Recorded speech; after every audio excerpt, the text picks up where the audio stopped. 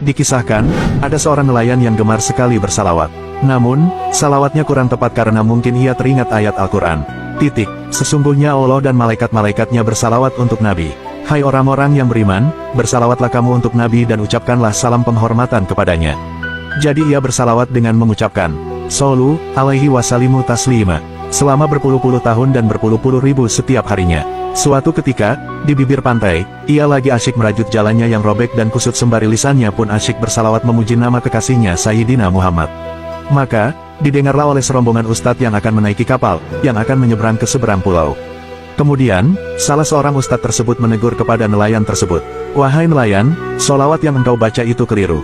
Tegus sang ustadz, bukan solu, tapi soli yang benar. Dengan tersenyum, nelayan itu berterima kasih kepada ustadz itu karena telah menasihatinya.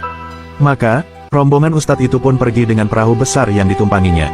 Namun apa yang terjadi? Beberapa saat setelah rombongan ustadz itu pergi, nelayan itu lupa dengan apa yang ustadz katakan. Yang benar solu atau solia? Gumam nelayan itu. Ia pun mengejar ustadz tadi yang sudah berada di lautan lepas. Sambil berteriak-teriak ia memanggil, Ustadz, Ustadz, yang benar solu atau solia? Saya lupa Ustadz. Tak terasa, ternyata nelayan itu mengejar dengan berjalan, serta berlari di atas air laut tanpa menyadarinya, bagai berjalan di daratan. Subhanallah. Lalu, ustadz itu tercengang melihat kebesaran Allah dan kedahsyatan solawat atas kekasih Allah yang diberikan kepada hambanya yang diinginkan. Ustadz itu pun membalas, buat engkau mau solu atau soli bebas fatwa, makom engkau jauh lebih tinggi dari kami semua, maafkan kata-kata kami. Wahai saudaraku yang Allah muliakan, perbanyaklah kalian bersalawat atas Nabi Muhammad Rasulullah yang agung. Wallahu alam. Dikisahkan, ada seorang nelayan yang gemar sekali bersalawat. Namun, salawatnya kurang tepat karena mungkin ia teringat ayat Al-Quran. Sesungguhnya Allah dan malaikat-malaikatnya bersalawat untuk Nabi. Hai orang-orang yang beriman, bersalawatlah kamu untuk Nabi dan ucapkanlah salam penghormatan kepadanya. Jadi ia bersalawat dengan mengucapkan, Sallu alaihi wasalimu taslima, selama berpuluh-puluh tahun dan berpuluh-puluh ribu setiap harinya. Suatu ketika, di bibir pantai, ia lagi asyik merajut jalannya yang robek dan kusut sembari lisannya pun asyik bersalawat memuji nama kekasihnya Sayyidina Muhammad. Maka, didengarlah oleh serombongan ustadz yang akan menaiki kapal, yang akan menyeberang ke seberang pulau.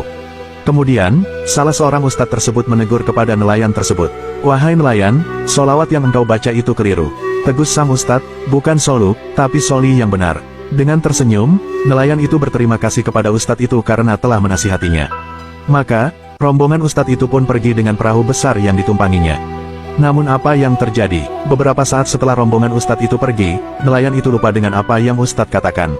Yang benar solu atau solia? Gumam nelayan itu. Ia pun mengejar ustadz tadi yang sudah berada di lautan lepas. Sambil berteriak-teriak ia memanggil, Ustadz, Ustadz, yang benar solu atau solia?